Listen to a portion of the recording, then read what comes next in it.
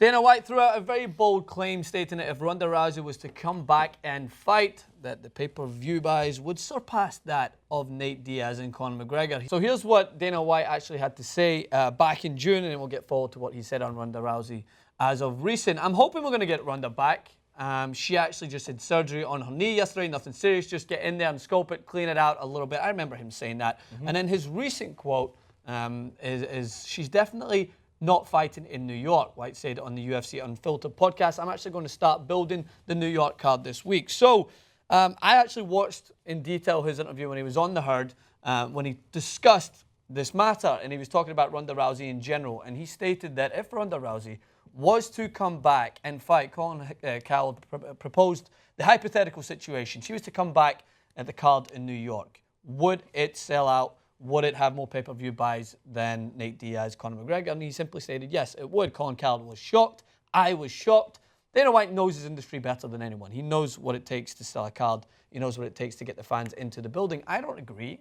I don't think it would, simply because the Nate Diaz, Conor McGregor fight, it had a ridiculous amount of hype. It had almost a year-long hype because it had it since the previous fight. It had that added emphasis to it. Yes, Ronda Rousey coming back.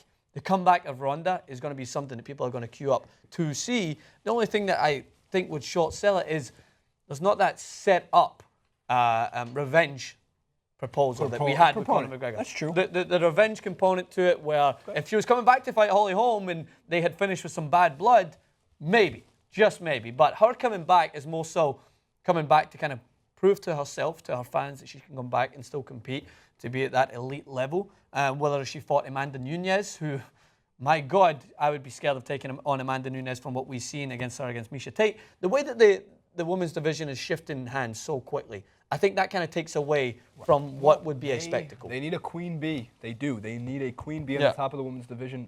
Joanna Jędrzejczyk looks like she's going to be taking the strawweight division for a long time. I hope she will. But it's not as compelling as Rousey's division, as Tate's, as Holly Holm. The fighters, the cards that are stacked with that. Amanda Nunes, who is a phenomenal, phenomenal talent. Actually someone that I think could hold a belt for a long, long time, given what I saw in just 2 of her recent fights I was watching on Fight Pass. Not recent fights, but fights over the past 2 years. Ronda Rousey's card, when she comes back, could do the amount of pay-per-view buys that makes someone like Dana White drool. Maybe not the biggest, but definitely a top fiver. And I say that because it depends on who you put on that card also. Ronda Rousey versus anybody is going to create a lot of hype, right? A couple names that I can throw out that would also get a lot of people interested would be if Brock Lesnar comes and fights again in the UFC. A couple other names that could be up there is, what if you paired a Ronda Rousey fight alongside a John Jones fight? A John Jones versus Anthony Johnson fight? What if you also threw into the mix Demetrius Johnson? I know Demetrius Johnson is not the most loved fighter in the world. I'm a huge fan.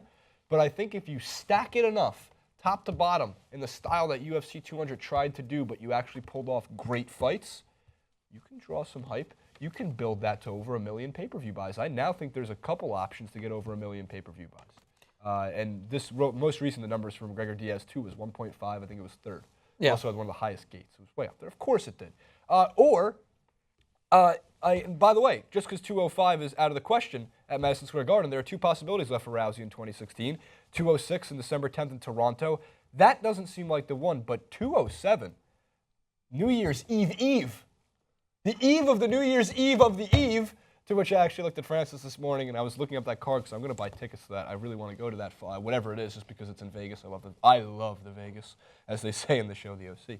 I looked at Francis, I go, oh man, dude, New Year's Day's on a Sunday. We don't even get work off. And he was like, there's no context to what you're saying. You have headphones on, you were looking at your computer screen, and you're going, oh, dude, Easter Sunday's on a Sunday. Jason, you're the epitome of the person that always at all times thinks everyone knows what you're thinking about and what you're doing. So it's just like, get out of my head. Yeah, I mean, I can't believe that happened, and we're sitting across. No one's even around you, and you're just thinking that someone's there listening to your conversation. I have no friends. But no friends. It's funny. It's entertaining. We should have a camera on at all times. No, please, God. The only thing that I'm going to say is that even if Ronda Rousey comes back and it's a stacked card, The only thing that I will do, and I will continue to ride the McGregor-Diaz train until it reaches the final destination, is that I got you. McGregor-Diaz 3 will be the biggest pay-per-view But you know in what, UFC history. What could happen is I can't believe I forgot to make the biggest point out of all of this. If Ronda Rousey's not going to fight in 2016, what if McGregor fights Eddie Alvarez in February of 2017 and they throw Rousey on that card? Then you literally have the biggest card of all time. Two of the biggest probably the superstars. biggest pay-per-view. I can't believe I forgot to mention that. What if you hold Ronda Rousey till McGregor-Diaz 3?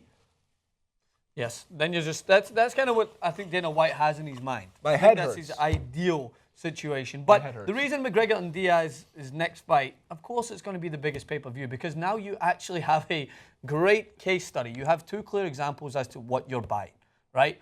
When even if McGregor is the biggest superstar, after the Aldo fight, there was people that were pissed off because they paid whatever amount, $60, $70, $80 for a 12-second fight. And it wasn't, it was a great card. Collectively, I really enjoyed, and I thought I got my money's worth. But there's people out there that I didn't pay for that just to watch him get knocked out in 13 seconds. But McGregor Screw those people. versus Diaz is undoubtedly, as much as you might disagree, which tons of people have, is the biggest fight. Nick Diaz.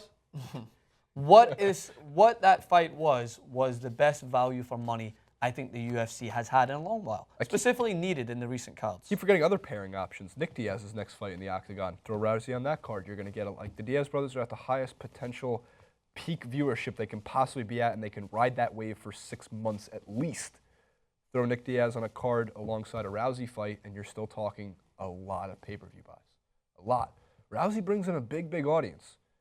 So there's pairings. I think it'll be really fun. I think they should have a UFC card predictor. I think I can fill it out, and I think I can make you guys a great fight. It would include Francis versus Jason, too, because I am still the welterweight champion at UFC 2 at the TYT studio. Too hard a game.